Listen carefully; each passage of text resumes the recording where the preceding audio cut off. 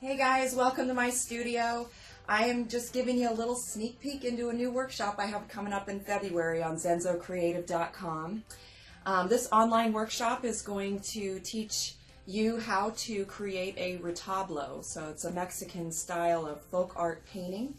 A lot of times it depicts kind of religious images, but I like to put a twist on it. So you'll notice in this one that I have here, this is actually my piece called Frida's Retablo, and Frida was definitely no saint, but I think that it kind of gives a little bit of comedy to it, and there's also a little bit of story to her life that I connected in this piece. And I'll tell you a little bit more about that in the workshop. In the piece that I'll be creating for the workshop, I was so lucky to have a friend who is allowing me to use a beautiful portrait of her daughter in her communion outfit.